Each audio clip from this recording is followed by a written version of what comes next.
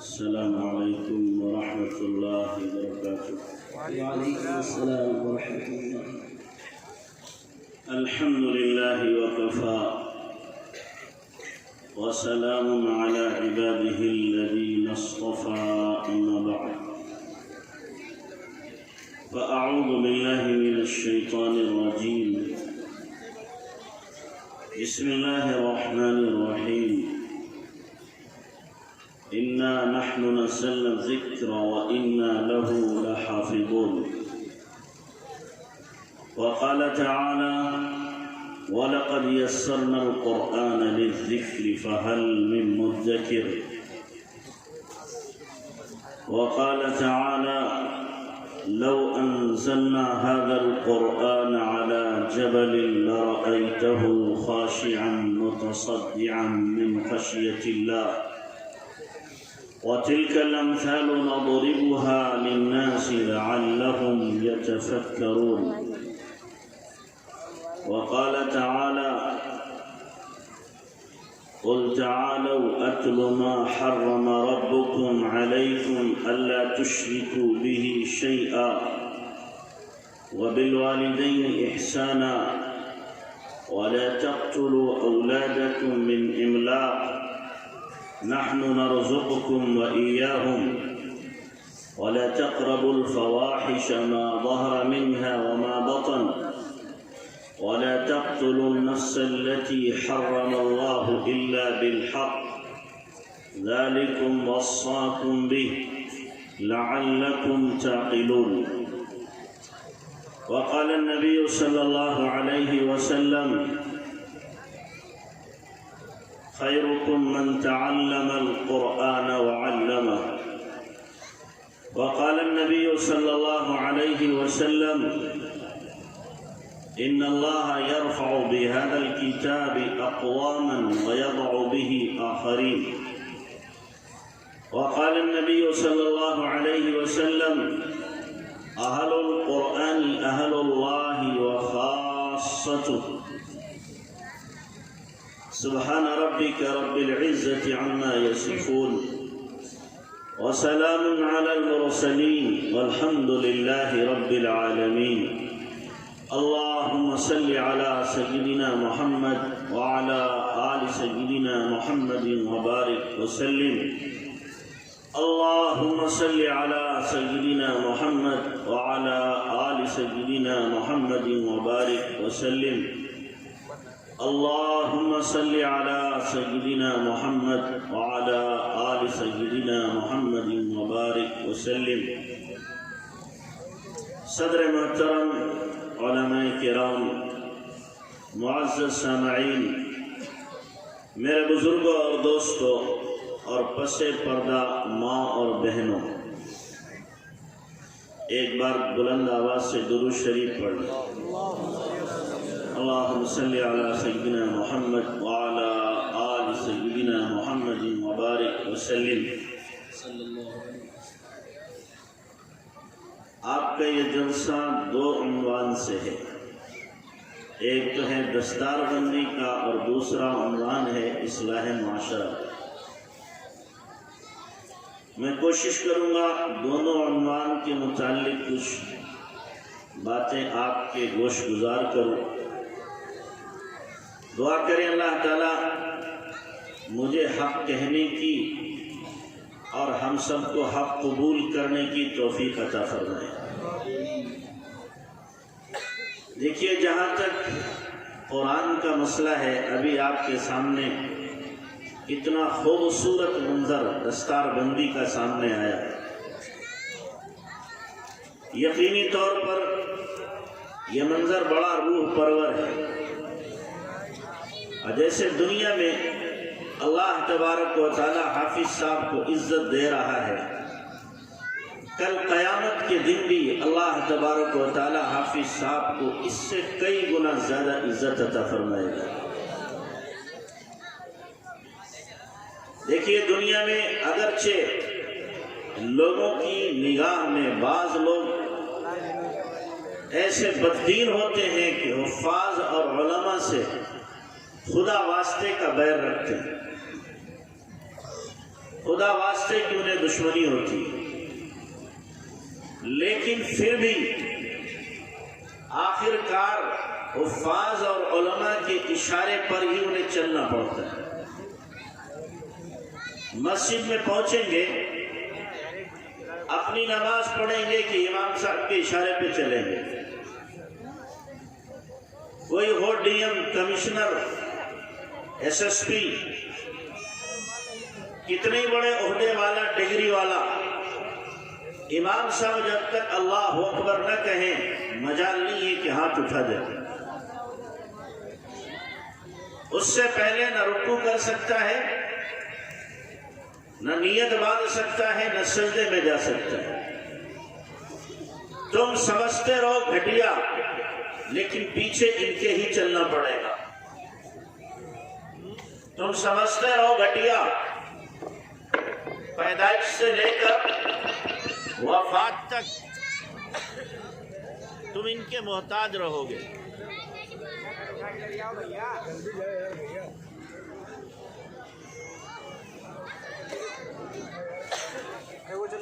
اللہ لا الہ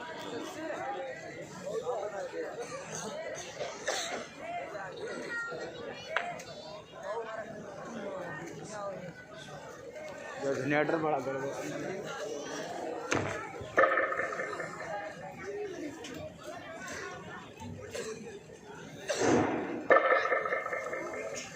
تو میرے بھائیوں،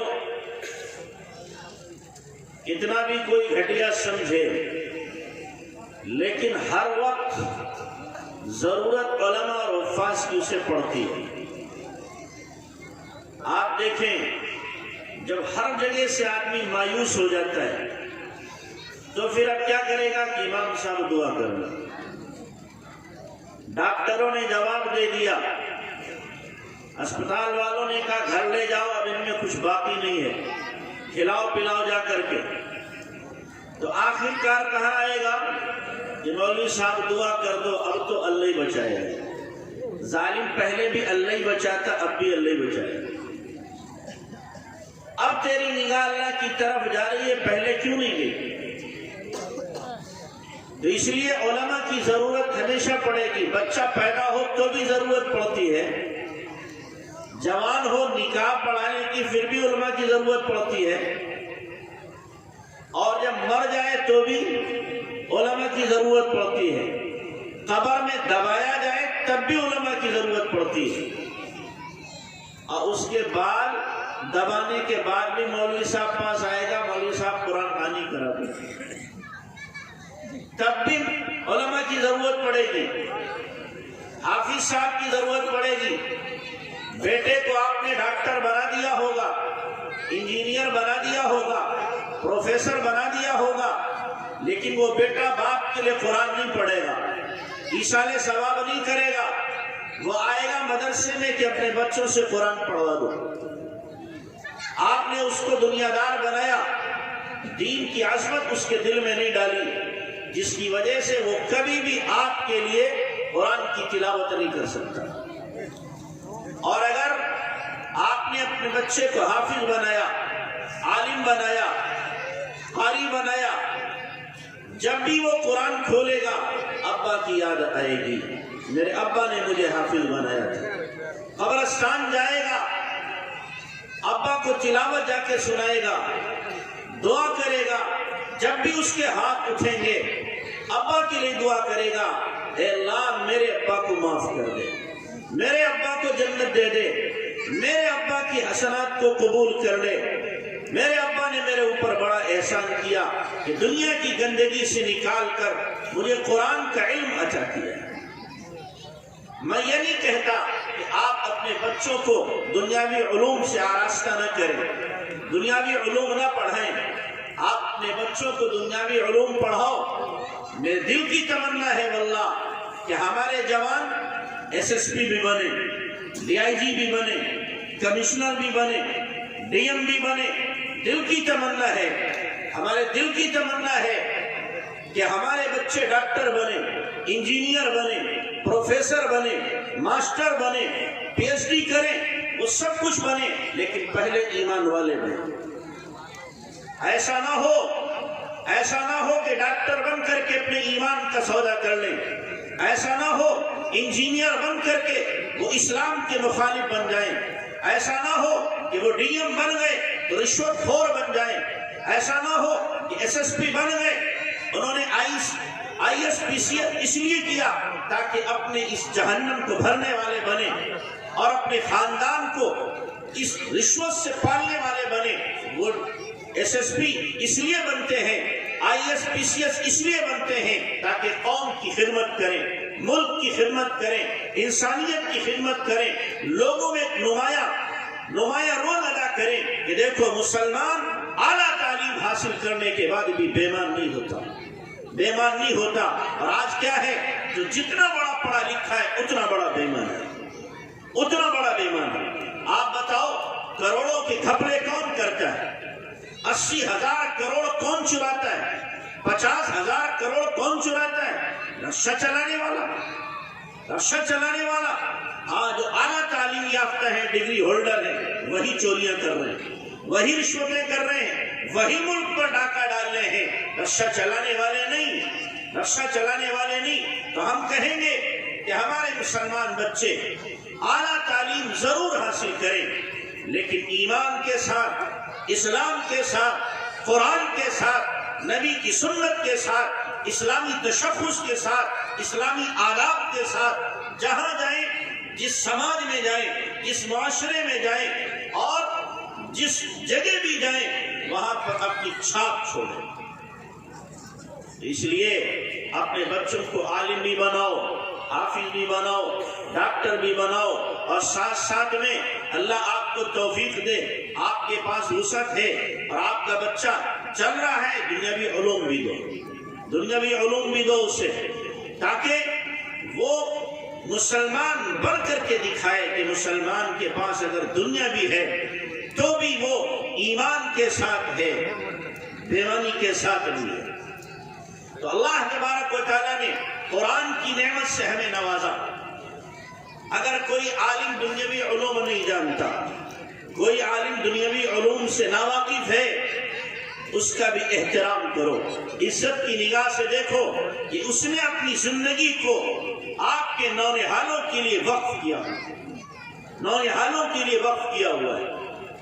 آپ ذرا دیکھو، ایک مزدور کی مزدوری دن میں 400 روپیہ 300 روپیہ، اور اگر مدرسے میں پڑھانے والا عالم، مکتب میں پڑھانے والے حافظ جی اور امامت کرنے والے مولوی صاحب، ان کی تنخواہیں دیکھو کتنی، کسی کی 4,000، کسی کی 5,000، بہت ہو گیا تو 10,000 ہو گئی، اتنی تنخواہیں ان کی ہیں، لیکن اس کے باوجود وہ چٹائیوں پر بیٹھے ہوئے ہیں، روکھی سوکھی کھا رہے ہیں اور نونہالوں کے ایمان کی حفاظت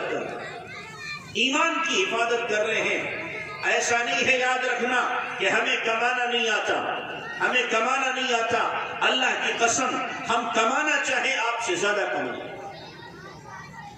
ایسا نہیں ہے کہ ہمارے پاس دماغ نہیں ہے، ہمارے پاس عقل نہیں ہے، ہمیں کمانے کے ذرائع نہیں معلوم ہے، سب کچھ معلوم ہے، کما سکتے ہیں، لیکن ہمارے سامنے مسئلہ ہماری اس نرسری کا ہے، ہمارے معصوموں کا ہے، ہمارے ان بچوں کا ہے کہ ان بچوں کا کیا بنے گا اگر ہم کمانے پہ لگے، ہمارے بچے دہریے بن جائیں گے۔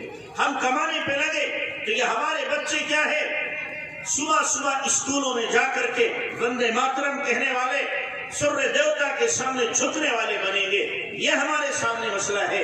پھر قیامت میں اللہ ہم سے پوچھے گا کہ ہم نے تمہیں قرآن کا علم دیا تھا، حدیث کا علم دیا تھا، سنتوں کا علم دیا تھا، تم نے اس علم کے ذریعے سے کیا خدمت کی ہے؟ ہم نے تو اس لیے دیا تھا کہ تم مسلمانوں کو بچاتے الحاد سے، کفر سے، فسق سے، گناہوں سے، منکرات سے اور شرک سے، لیکن تم نے تو حطام دنیا کے ایندھن کو کمانے کے لیے اس علم کو ذریعہ بنایا تھا۔ اللہ کے ہاں پکڑ ہوگی۔ کیوں؟ اللہ کے نبی صلی اللہ علیہ وسلم نے فرمایا ہے قیامت میں جو 5 سوال ہوں گے ان میں سے ایک یہ بھی ہے، ماذا عمل بما علم، جو تیرے پاس علم تھا اس پر عمل کتنا کیا. قیامت میں اللہ کھڑا کرے گا وَقِفُوهُمْ إِنَّهُمْ مَسْئُولُونَ، انہیں کھڑا کرو ہم ان سے پوچھیں گے تمہاری کارگزاری کیا ہے، کیا کر کے آئے ہو. اس لیے یہ ہمارے سامنے مسئلہ ہے. ورنہ جن علماء نے اس راستے کو چھوڑا، مکتبوں کو، مدرسوں کو اور مسجدوں کو چھوڑا ہے، کمانے پہ لگے ہیں، انہوں نے لاکھوں لاکھ کمائے، لیکن اثر اس کا کیا ہوا، نتیجہ اس کا کیا ہوا کہ نمازوں کے بھی لالے پڑ گئے، نمازوں کے بھی لالے پڑ گئے، فرائض میں بھی کوتاہی ہونے لگی. تلاوت کی توفیق ایک ایک ہفتہ 15 دن گزر جاتے ہیں نہیں ہوتی. اس لیے ہم نے اس راستے کو پکڑ رکھا ہے کہ فقر فاقہ تو منظور ہے، تنخواہ کی کمی منظور ہے، بچوں کو اچھا نہیں پہنائیں گے، اچھا نہیں کھلائیں گے، اچھے طریقے سے نہیں رکھیں گے، لیکن ہم اپنے بچوں کو دینی تعلیم دیں گے، قرآن کی تعلیم دیں گے، نبی صلی اللہ علیہ وسلم کی احادیث سے ان کو آراستہ کریں. اس لیے علماء کو ہمیشہ قدر کی نگاہ سے دیکھنا، عزت کی نگاہ سے دیکھنا، احترام کی نگاہ سے دیکھنا. اللہ محروم نہیں کرے گا، اللہ محروم نہیں کرے گا. اللہ اتنا نوازے گا کہ آپ تصور نہیں کر سکتے، سوچ نہیں سکتے اللہ اتنا دے گا آپ کو. ایک جاہل آدمی بمبئی میں رہتا تھا، خود تو کچھ پڑھا لکھا نہیں، لیکن علماء سے محبت کرے، جو مل جائے ہاتھوں ہاتھ لے، کھلائے پلائے، عزت و احترام سے بٹھائے. اللہ نے کتنا نوازا اسے، اس کے بیٹے حافظ، بیٹیاں حافظ، پوتے حافظ، پوتیاں حافظ، نواسے حافظ، نواسیاں حافظ، آنے والی بہویں حافظ.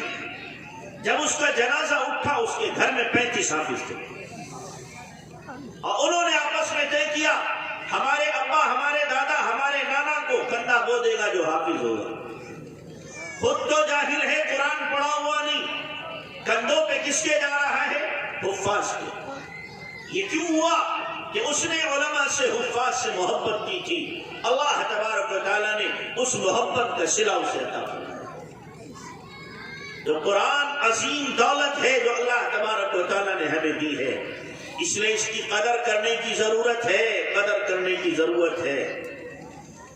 دنیا چاہ رہی ہے کسی طریقے سے مسلمان قرآن سے دور ہو، علماء سے دور ہو، دینداروں سے دور ہو، اور پھر اس کے ایمان پر ہم شمشو ماریں، اس کے ایمان کو لوٹیں، اس کے ایمان پر ڈاکہ ڈالیں.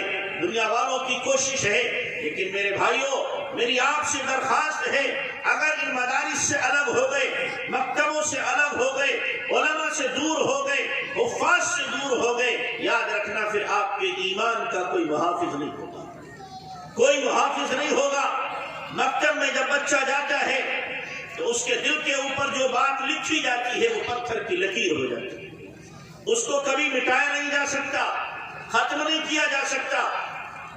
ہمیں یاد ہے آج سے 10 سال پہلے ہمارے مراد آباد میں ایک اسپتال ہے، وویکانند، بڑا ہاسپٹل ہے، وہاں ایک سرجن آئے تھے چنئی سے. 10 سال پہلے ان کی 3 لاکھ روپیہ جو تھی وہ سیلری ہے. وہ دماغ کے سرجن تھے، لیکن بادشاہ پکی نمازی. ایک مرتبہ میری ملاقات ہوئی تو میں نے ان سے پوچھا، ڈاکٹر صاحب یہ آپ کے اندر دینداری کا جذبہ کہاں سے آیا، کس نے آپ کے اندر پیدا کیا؟ برجستہ انہوں نے کہا والد صاحب نے بچپن میں 3 سال مکتب بھیجا تھا، اس کی دین ہے. 3 سال مکتب میں بھیجا تھا، اس کی دین ہے کہ جو باتیں ہمیں حافظ صاحب نے بچپن میں یاد کرا دی تھی آج تک من وعن مجھے محفوظ ہیں، وہ یاد ہے. مکتب میں جو بچہ جائے گا گارنٹی سے کہا جاتا ہے، کہا جا سکتا ہے انشاءاللہ وہ کبھی مرتد نہیں ہو سکتا، ایمان کا سودا نہیں کرے گا، گناہ کر سکتا ہے، شراب پی سکتا ہے، زنا کر سکتا ہے، چوری کر سکتا ہے، ڈاکہ ڈال سکتا ہے، نماز چھوڑ سکتا ہے، لیکن جب مسئلہ آئے گا ایمان اور کفر کا تو وہ شمشیر برہ ہو جائے گا. وہ کہے گا ہر چیز مجھے قبول ہے پر ایمان کا سودا کرنے قبول نہیں. جو اندر کی چنگاری اس کی بیٹھی ہوئی ہے اسی وقت شعلے جوالا بن جائے گا، وہ بھڑک جائے گا کہ نہیں